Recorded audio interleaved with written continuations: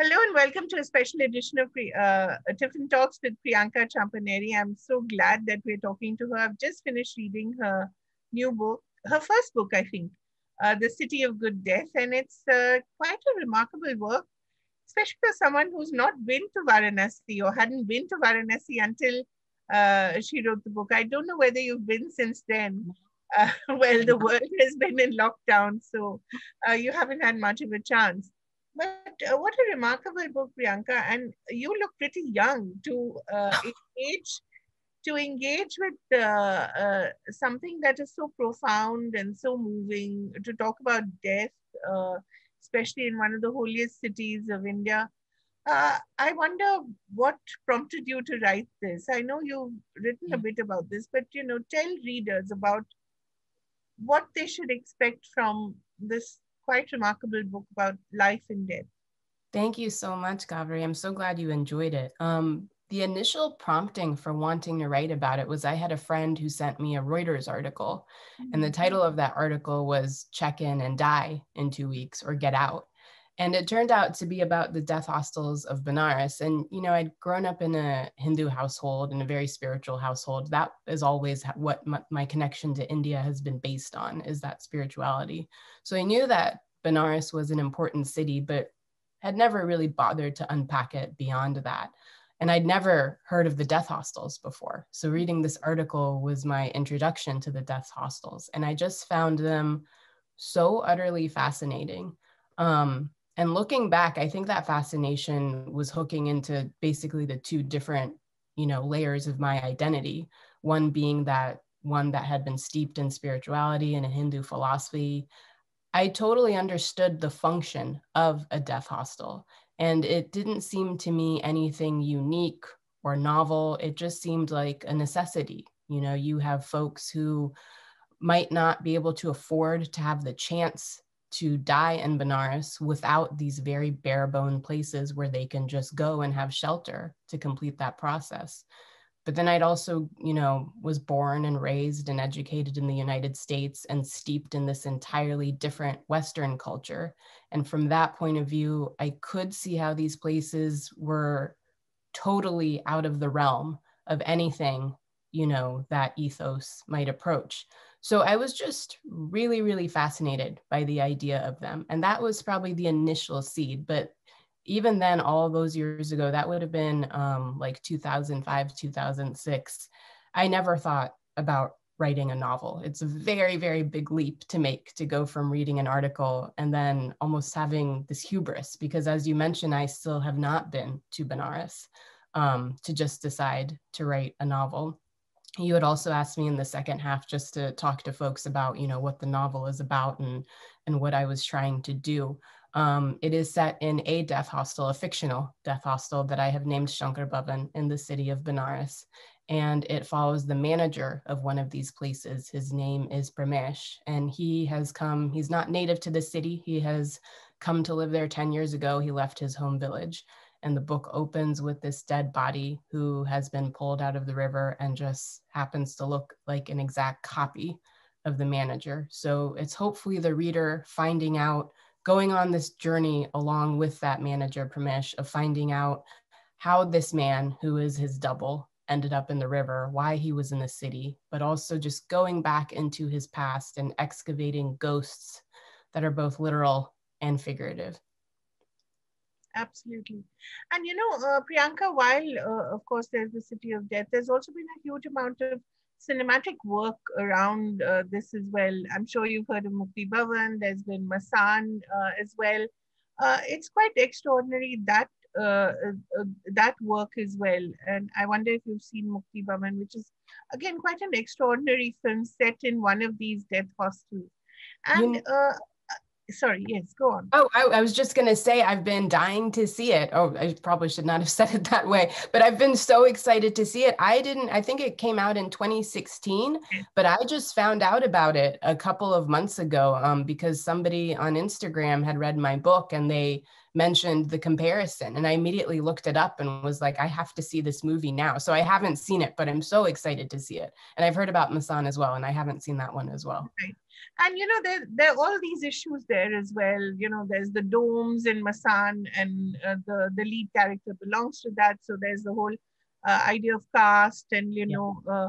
living in that tradition. And he comes up against, he wants to be an engineer, and he comes up against a question of caste in modern India versus a profession, and what being young and being a Dalit means.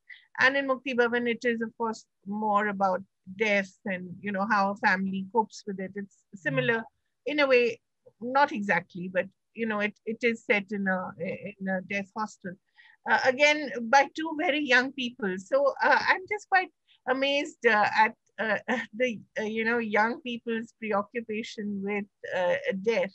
But I wanted to pick on what you were saying about the Indian tradition, the Hindu tradition, and the Judeo-Christian tradition. How do they deal with death differently? And you talked about both the mourning process as well as the grief itself. How do they deal with it differently?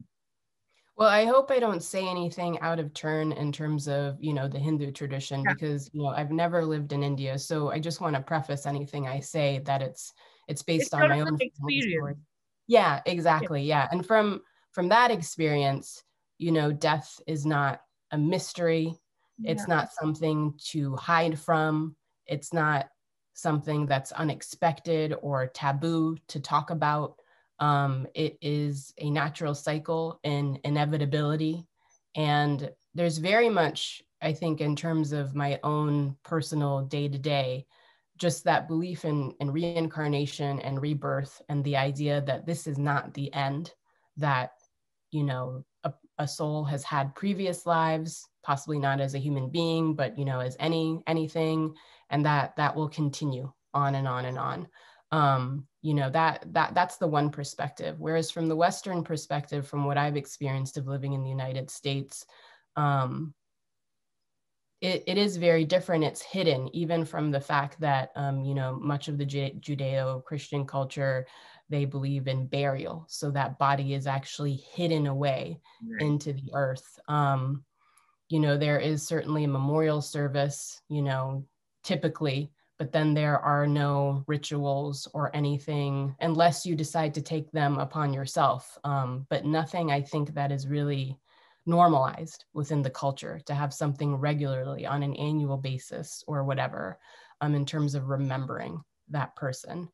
Um, Grief is very much, I think things are changing, but grief is very much, it's a workaholic culture. So Mhm. it's very much on, and I think that's probably becoming a global, endemic, if not already. But there's very much that stiff upper lip, taken over from the British, and you just keep going, and you just got to push on through it. So I don't know that there's much emphasis on being able to process your Mhm. grief, or just being quiet within your grief. Um, that's just what I've observed. And, of course, when you're writing a book about it, and, talking about these things in a abstract and generalized way, it's very, very different from experiencing it in real life. And so I think it is important to just point out that, these might be cultural norms, but then, of course, the individual, once they're actually experiencing it in their life, they're just going to end up doing whatever they end up doing in that moment. And it might be the thing that's healthy for them, or it might be the thing that's not healthy for them, but they're never going to know until, many years down the line, when they're kind of reflecting on that process and how they were able to come through it. And this is something that the world actually knows right now. It's grappling Yeah. with right now. I mean, death is something that seems to be lurking around every corner. I mean, death is the other person, death is the accidental touch, death is the accidental sneeze. Death seems everywhere. Yeah. In a way, when you see people around the world coping with death, we just saw this funeral, for instance, of Prince Philip, someone who's lived till almost 100 and had a full life. And yet the funeral ceremony was so moving. And, it sort of seemed such a celebration as well of his life. Yeah. So I wonder, when you're thinking about uh, death as it is around you right now, and when you think of the novel you've written, how much of it really is of the moment, although you wrote it in 2018, right? Yeah, I mean, it was finished in, let's see, I think I was revising it up until 2019. You can't predict these things. So it's that it's the timing is just so surreal in many ways. And, you know, you've read the book, so you know, I also make reference in these flashbacks in the main character's village scene to fever, Yeah, just sweeping the village, which absolutely. also struck me as very, very odd, that coincidence. But it's so difficult, you know, Kaveri, just like I was saying, you know, previously, it really is, it's one thing to write about something in a very generalized, abstract way. And of course, I've experienced death in my life. I've also experienced a near death, which is just as impactful. When you lose a person or when you nearly lose someone, those are things that do impact your way of thinking moving forward, or at least they certainly did for me. It's really difficult to, in some ways it's difficult to equate what happens in the book with what's happening right now, although maybe not. You know, there's that idea of a good death, which is perhaps most similar with how Prince Philip died. Yes. The end of a very long life that it appears to have been full of love and full of family. You know, this slow unspooling of an entire life. But I think what we're also seeing is perhaps what my book would characterize as a not good death, which is these foreshortening of lives. Oftentimes these folks who have passed away from COVID are very, very young. It's very sudden and unexpected. So I don't know what to be able to say about it, except that I think just like everybody else, even though a year has gone by, I'm still processing it. And I think, you know, a lot of us, we won't be able to tell what this moment means to us until many, many years from now. But one thing I wonder is, I think in this moment, you know, as you mentioned, death is at the forefront of everybody's minds because it's on the newspaper, you know, it's in the newspaper, it's on the news, it's everywhere, it's happening. And we all at this point probably know at least one person who has had COVID, or, you know, through another degree. So it's very, very close to us. It's on our minds. I wonder if we will remember this, because as a species, we're not good at remembering. We're really good. We are in a rut, in a single track, and we're really good at hopping back into that track, even when we get derailed, and we're derailed right now.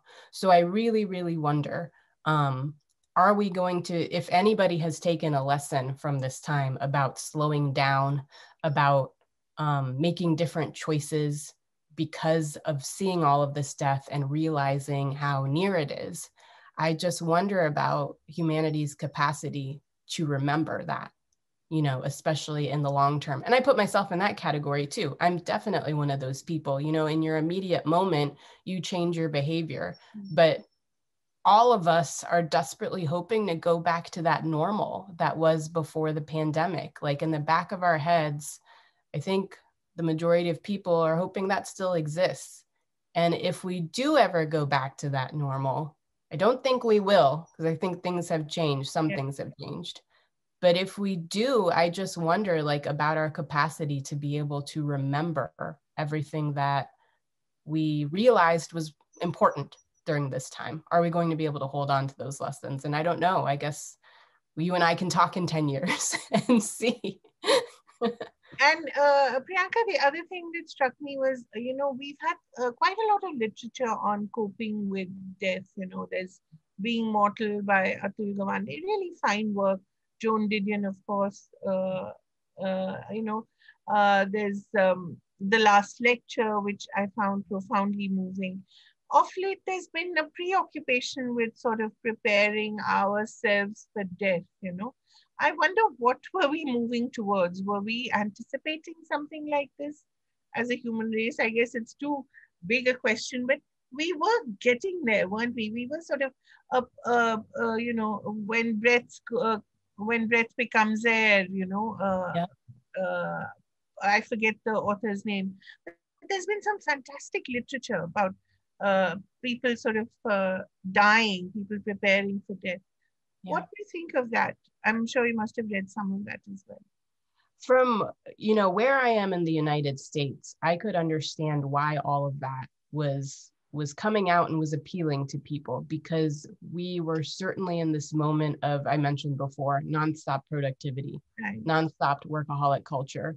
Everything that one did had to yield some sort of end result. There was no emphasis on simply being, and that would be okay, that one could just simply be, and that was still a successful life. I don't know how much that has changed. There's a lot of chitter chatter about, how we've all learned how to slow down and be more mindful, et cetera, et cetera. So I think these books really appeal because they are, I think many of them, certainly with When Breath Becomes Air, that individual, I think it was Paul Kalahani. Yeah. Yes, yeah. Canadian doctor. Yeah, and he had been he wrote that, in his last days. Dying days, yeah. Yeah. So we're interested in that messenger, Hmm. that person who's about to get there, and what do they have to tell us before they leave. But again, I think it's that idea of interested in that, because we know in the back of our minds we're all going to have to approach that gate. And yet it's so easy to just return to that original track and be like, oh, but I'm not going to approach that gate for many, many years now. So I have plenty of time. I don't need to, it's good that I know this now, but I have plenty of time. And, I'll really, really think about it harder when I get to that gate. For me, the preoccupation is, quite frankly, a daily one. I do think about death on a day-to-day basis. And I think that is a combination of all of the reading and that spiritual upbringing that I had. My parents had books. They had filled the house with books from every faith. So, and they were never, strict about, these are the Hindu books. It was, here are all the books, and read whatever you like and think whatever you like, come to whatever conclusion that, and, find what works for you, essentially.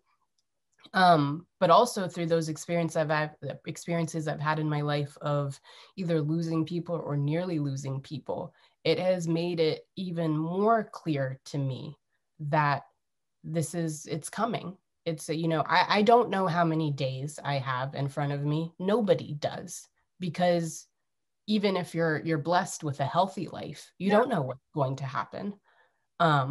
So because of that, the only thing we can be certain about is the uncertainty of when it's going to happen and how. I really model all of the decisions I make in my life on the fact that I might not be here tomorrow. So what am I going to hope I did? And that's probably most specifically comes into play when I'm thinking about my personal relationships. If I have somebody in my life where it doesn't feel like it's a healthy relationship, then it makes it easier to just kind of let things go. Because if I'm not going to be here tomorrow, am I going to be glad that I kept this relationship? But then, of course, conversely, if I had a disagreement with somebody who's very dear to me, what if that person isn't here tomorrow? Or what if I'm not here tomorrow?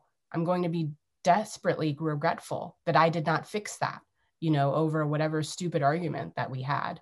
So it is something, it sounds like hyperbole, but it really is true for me. It is something that I base my day-to-day around in whatever capacity. And that took a lot of years of practice to do that, because I think just as a species, we're just entirely programmed to ignore that eventuality.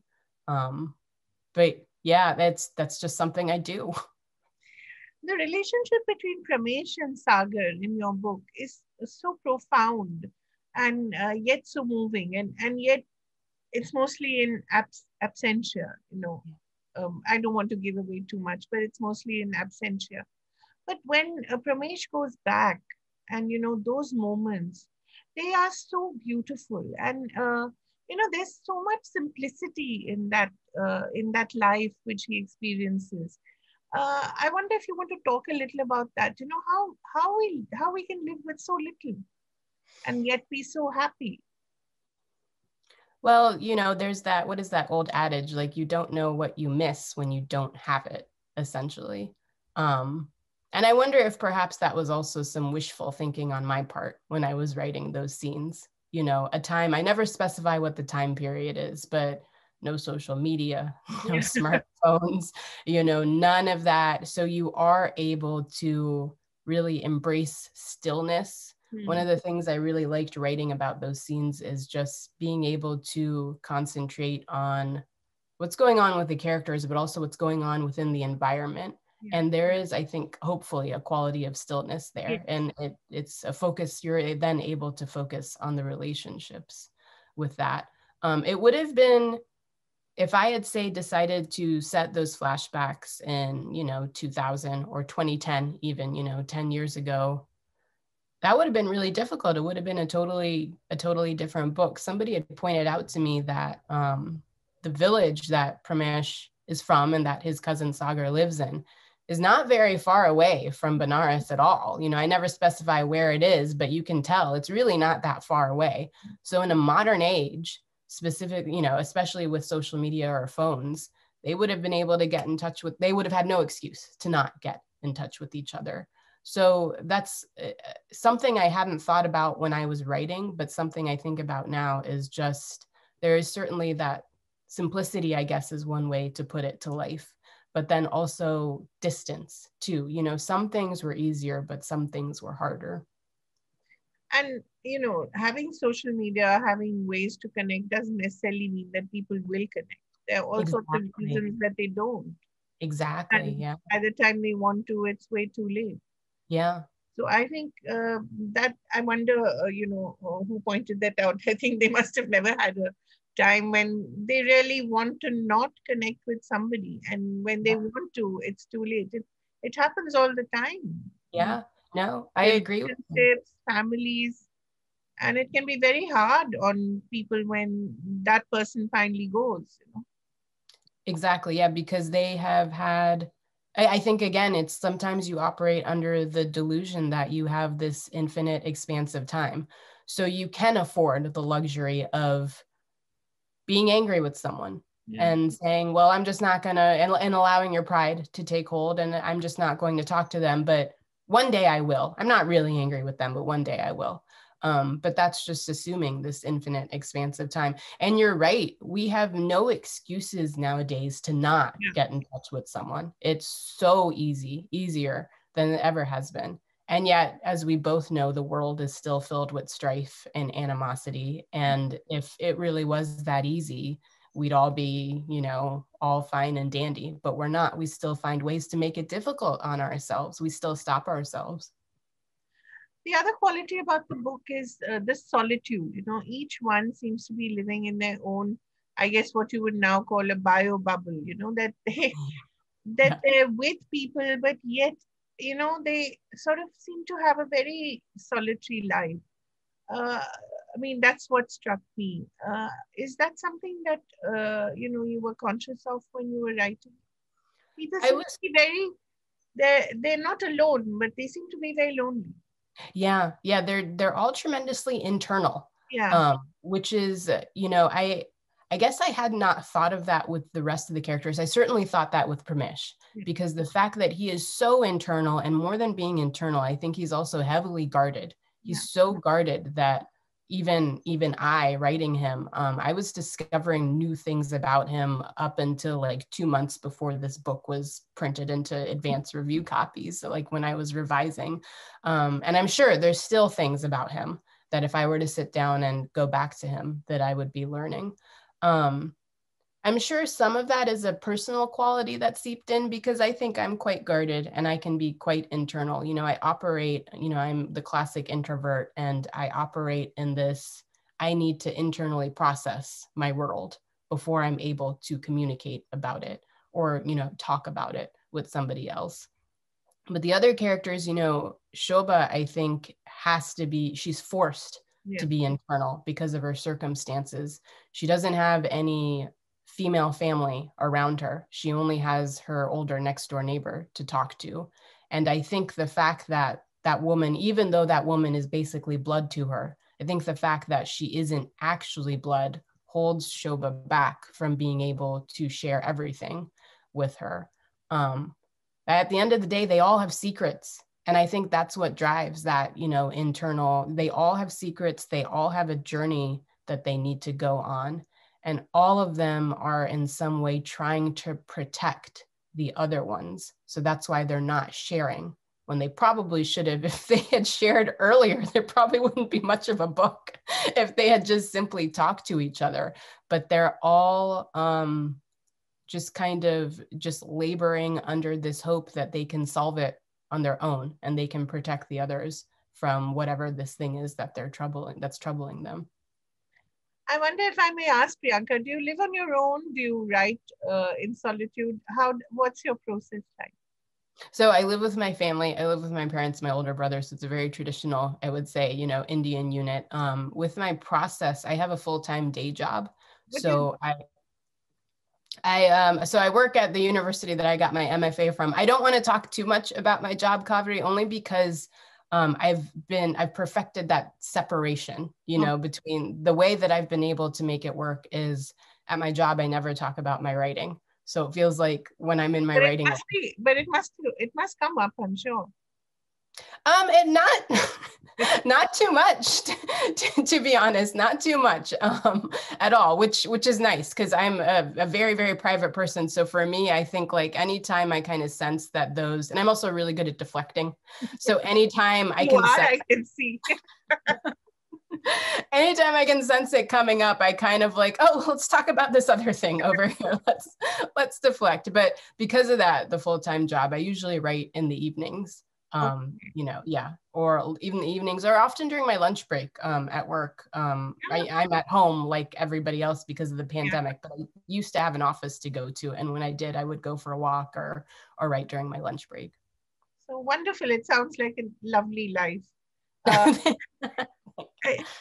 I wonder when you finally get to Varanasi, what will you feel? I have wondered about this too. I do feel I will go there one day, like I can feel it, but it's not going to be because somebody wants me to, or because like I feel this outside. It's going to have to happen organically and naturally.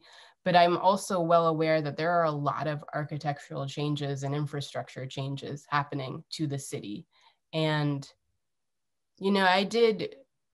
I approached writing this book with a lot of anxiety and a lot of trepidation. I felt like I was not qualified to write it because, number one, I had no firsthand experience with the city, having not been there.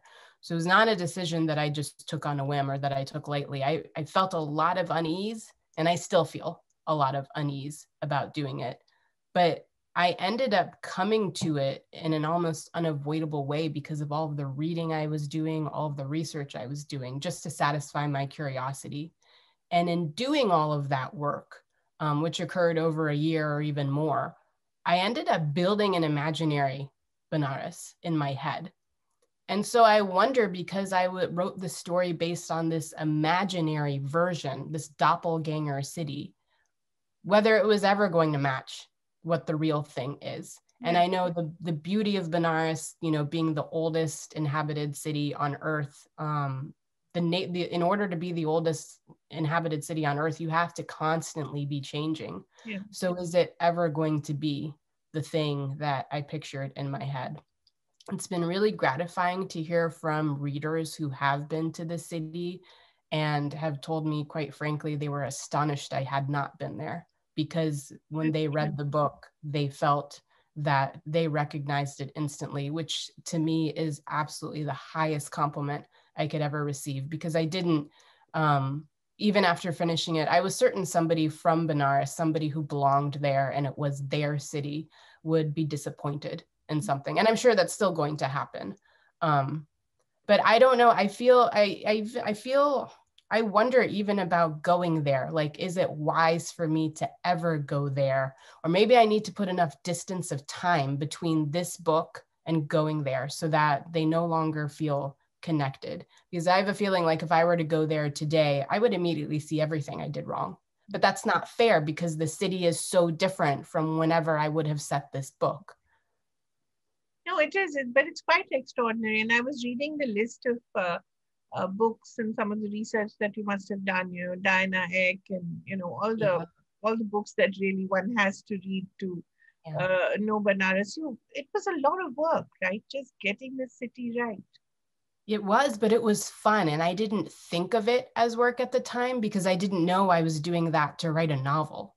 I was just doing all of that because I wanted to know. I wanted to know more about death hostels, about Benares. And for me, the most valuable resources were the visual ones. So like that book of Michael Ackerman, photography, and Richard Lanois, and the documentaries that I saw. I think they probably gave me as close to the experience one can have of visiting the city without being there, which is that I've heard folks who have been to the city, there's this instant, I don't want to say magic spell, but something very akin to that, where you just fall in love with it, that you can be instantly enamored, but simultaneously terrified of it, that light and dark. And that, I mean, who could pass that up? The chance of feeling that. Right. And so much of that is in the book as well. It's both terrifying as well as, inspiring in many ways and uplifting. And I think that you've done that really well. But it's also very sad. Yeah, it is. It is. And the fact that is, I definitely, this book tips the scale on somber. And I will tell you, Kaveri, this book originally, the first draft of it was maybe a third to 40% longer than what the finished version is. And a lot of it was, I love playing around with these like side characters, side stories, all of these different, you get a little slice of life for somebody, and it has nothing to do with the main plot at all, but it just adds such richness and texture. We ended up my editor and I ended up having to cut quite a bit of that out. And it was a decision that I agree with because it made the book better and tighter and more focused. But that's where so much humor was originally contained, was in those side stories. So that was one thing that did make me sad, because I think originally this book was very, very big and unwieldy, but it had a great balance of humor with somber. And in doing all that necessary revision, it did tip the scale on somber. But I've discovered I can't really control that with the book. Like I've tried to write things that are lighter because I think of myself as a pretty light and bubbly person. I'm really not that serious in real life at all. And so it's so interesting to me that a lot of my writing so far, and there hasn't been much besides this book, it is very somber. And I've tried to manipulate it so it's not. And whenever I do, it sounds false. It does not sound right. So I wonder if I just have to surrender to that. Yeah, the darkness. I know. But how many words is it, and how many words was it? Oh gosh, I wish I don't know about the word count, but I could tell you like the double-spaced page count. I think the page count when I finished was probably 630 in like size 12 font, double-spaced. And the final ended up being about 400 in a Word document. So it was quite a bit. Right. And how was the process with the editor? How was that process? Just letting go. Did you have to struggle with yourself? So my editor was Nathan Rostron in the United States with Restless Books, and he was fantastic. Working with him was like novel writing boot camp, because what I had done on all those years of writing Kaveri was I might get to a stumbling block and be like, well, let me just patch it up this way. And then we'll see if anybody notices, and we'll just continue on our way. And for years, nobody had noticed those things. And then, I ended up being with Restless and working with Nathan, and he noticed everything. Yeah, I could not get anything by him, which taught me a really important lesson that it should be, if I know it's something to question, then I need to fix it. I shouldn't be waiting for somebody to point it out. So that was a really good lesson. But we did the massive revision. And this book went from that initial 620 draft that I told you. Over the years, it had gone through various revisions with various people. once, I started working with Nathan, we had a very accelerated time period to work in. I think it was 4 months. That's I it. ended up, yeah, that's it. Because we just, for whatever reason, we had no time. So, and there was a lot of work that had to be done. I didn't feel sad about any of the cuts that made. It's almost like this mindset I had to get into, where once I could see how Nathan was cutting, and he was cutting all of the fat, essentially, in order to make this as light as it could be, as fast paced as it could be.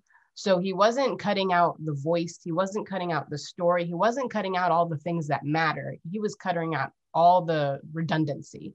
So once I could see how he was doing that, then I started doing it.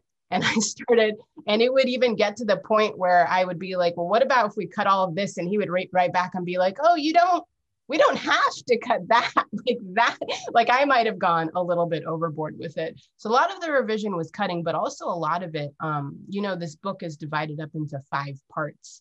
The second part was one that had always suffered from pacing issues. It was very slow. He helped me figure out a way to make it faster. But that meant rewriting almost the entire book too. That was probably the most difficult part of all of that. I had to write, I think I ended up writing, and I'm a very slow writer. So I think I ended up writing 100 new pages in something like 2 months, which is ridiculous for me, because I am so painfully slow. But there were so many good lessons that I learned out of that. And it made me, in a very weird way, it was a very painful process, but it made me excited about working on future things, because I felt like I had so many new tools in my toolbox that I could be able to apply to future work, in terms of just knowing my own ticks, my writing ticks, and kind of being able to do a lot of that work on my own beforehand too. Yeah, I mean, I think it's such a joy to find a good editor. You just don't want to let go. And there's such a sense of comfort. Yes, exactly. So that rewrite that I told you about, if that was me, if that was Priyanka saying, okay, we're just going to have to rewrite this whole thing, and there was nobody waiting for it, there's no way. There's no way that I would have been able to do it as quickly, that I would have been able to complete it at all, and that it would have been, as I hope, as effective as it ended up being. But knowing that I had Nathan waiting on the other side of that email, that somebody was going to look at it and care about it and give me an honest opinion about whether it worked or not, that was absolute motivation. And it was really refreshing and lovely, because, as you might know, I worked on this whole book by myself. There was never anybody waiting on the other end. So suddenly, to have somebody care, who cared about the book as much as I did, it was a really lovely partnership, lovely collaboration. And, it was my first time working with an editor. So it was like the epitome of what the relationship could be. It's actually spoiled me. So if I ever have a next book, I'm going to expect the same amount. We'll see. Yeah, a warning note to all editors. But how different is it from writing class, from creative writing? Oh gosh, this is the first complete novel I'd ever written. I'd written a very bad novel before this, and I'd only ever workshopped short stories. I did not submit this novel to anybody. I have a writing group. I didn't show it to anybody at all until I was done, because for me, to give somebody parts of a thing without giving them the benefit of seeing the whole thing, it feels like it's unfair to them. And it's also unfair to me to be like, well, here's part of this very large thing. What do you think? Like, not knowing how it hinges and hooks to everything else. I don't know. That's a really interesting question. As with any writing class, I feel like you end up picking out the people in the class who you really jive with, who you really identify with, and you end up listening to those people for feedback. Yeah. So once I had finished a draft, I did give it to my writing group, and it's composed of all of those types of people who I knew that they understood my writing style. They understood what I was trying to do. So they wouldn't give me this feedback that was unhelpful to me. But, it's interesting that you mentioned writing class because, I did go to an American university. We are still ensconced in this Western culture, this Western lens.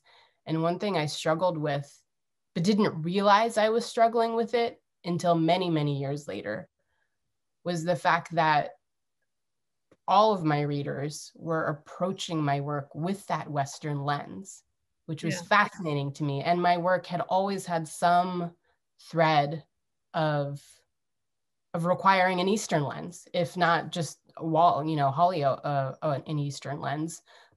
So that is a problem that I realized I cannot fix. Yeah. The writer has a responsibility to meet the reader on a certain level. You have to give them certain things regardless of your story. But I also feel like the reader has to meet the writer on some level in terms of being open to whatever world the writer is exploring, and not come at it with, well, this is the world that I'm used to, so I'm going to apply the rules of my world to this. And it happened a couple of times when I was in graduate school in terms of me writing. The most literal example is I had written a short story that featured the motif of, Anant, which, might know is that form of infinity and also that serpent that Vishnu reclines on. And I had outlined what the motif was and what the idea was in the story. So you didn't need to have any pre-knowledge. But everybody in the workshop, because it was a serpent, they couldn't get past the idea of the serpent in the Garden of Eden. Like they just could not get past that. And so that's what I mean by coming at the work with a Western lens rather than, or any type of lens, coming at the work with your personal lens and realizing that sometimes you have to take that off and enter unfamiliar territory and just hope that the writer takes care of you and you're able to navigate the story. At the end of the day, they need to be entertained. I'm a reader and I want to be entertained. But that has been something that I gleaned belatedly from my writing workshop classes, that this was something that was happening to me. I'm sure it happens to other brown and Black writers as well. And that it wasn't my problem to fix. That I had certain things I could do, but it wasn't my problem to have to fix. Priyanka, we're seeing so much talk of diversity. We're talking about brown voices, Black voices in entertainment, especially in movies now, in streaming services. Is that happening in literature as well? I think it is. I mean, again, from just the vantage point of only seeing it in the United States, but it's hard to tell really what's happening. I have what I see from primarily Instagram, which is a very, as we both know, very narrow lens. And if you're following certain accounts, it might seem like, oh, they're publishing all of these diverse voices all of the time. But when you look at, I am curious about what the real numbers are. And I'm curious about what this is going to look like in 10 years, what the industry is going to look like, because it's just all of those pieces. It's not just the fact that the books are being accepted and being put out, but we know in the publishing industry, currently in America, it's predominantly white. So if you have a lot of white folks who are the ones seeing those books, if they don't have the right lens, or if they're not able to take their lens off, then they might not see the value or the sellability, I should say. They might not be able to see how something that is not with that lens can sell, which of course is what it comes down to. But that's another lesson I learned very, very late, that rejection is not necessarily, it does not necessarily translate into rejection of your value as a writer. It simply means that one doesn't know how to make money off of you, which is a very different thing. I'm really heartened by the books that I'm seeing come out, particularly because I read a lot of children's literature, middle grade, young adult. I read everything. And I'm seeing a lot of young adult books, especially. I think that's probably the space that's doing way better compared to any other space, because I'm seeing so many books come out from cultures that I would not have seen when I was that age. I just read one that was centered around Korean folklore that was fascinating, and I would have loved to have read that when I was that age. So I am seeing them in some spaces, but we both know there has to be this wholesale change, not only with the publishing industry, but then also with the folks who are reviewing the books. Yeah. Because if you only have one point of view reviewing a book, well, that's also going to color however the review might be. So I don't know, I see change, but I think for all of us, it's probably coming slower than we want it to come, but at least it's happening. Yeah.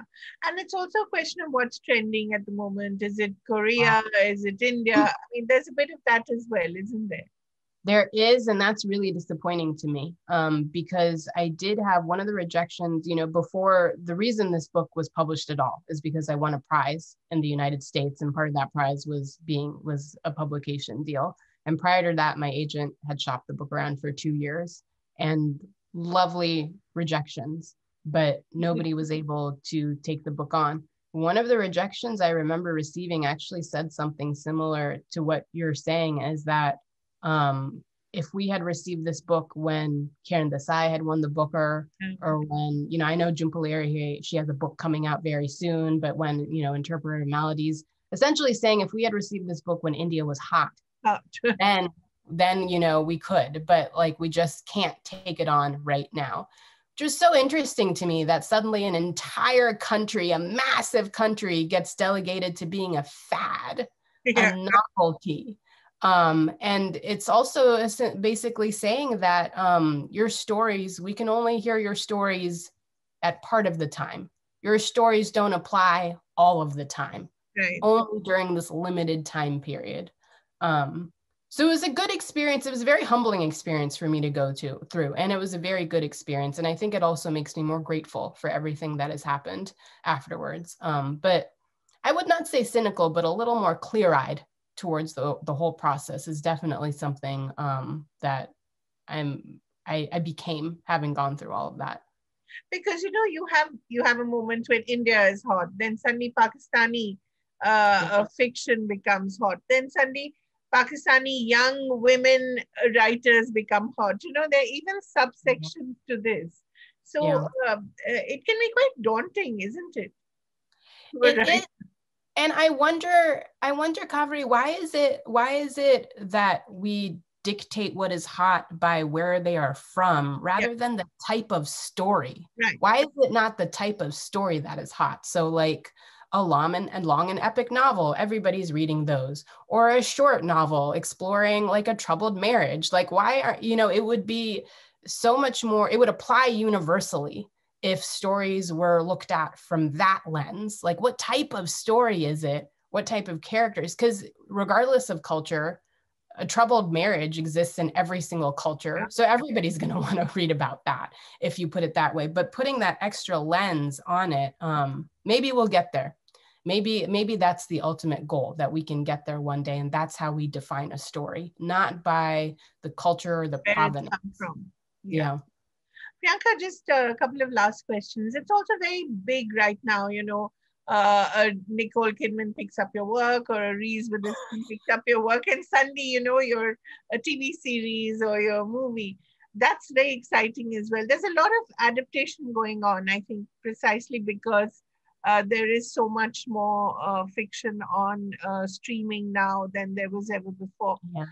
How is that as a writer? Is that a new world that is opening up, or do you face the same kind of issues there? Oh, well, I haven't, received any of those sorts of offers. And it's going to happen soon, I'm sure. I'm not even going to think about it. But, I am definitely a consumer of movies and TV. I just see them as another form of storytelling. And I'm in love with all of this incredible work that we're seeing come out here. When you were mentioning series, the first one I thought of is A Suitable Boy, because that is my favorite book of all time. So when I found out that Mira Nair was doing this series, I immediately watched it and loved it. I thought it was beautiful. And I know White Tiger is out. I still haven't seen it, but I've been wanting. It's lovely. It's really done really well. I can tell from the trailer, like with the trailer, they nailed it. So I'm really looking forward to seeing it. So I'm just enjoying, I feel like it's just like another access point into the story. And maybe, I'm that purist where I'm like, well, you have to read the book first. Yeah. But I do see them as two separate entities. And if you're able to draw people into it from either access point, why not? Yeah, so I I don't know what to say beyond that. I don't want to jinx myself. What are you working on now, Priyanka? So I'm very superstitious, Kaveri. So I never ever talk about what I'm working on at the moment. I will confess though, I have gone through a bit of a slump lately. I think since December, I think I hit that pandemic wall that a lot of people have been hitting, that, 2020 was quite productive for me, surprisingly. I wrote a lot. I had things published. So I had essays and a short story published. And I was also doing a lot of writing for myself that is not part of anything. I was just doing it.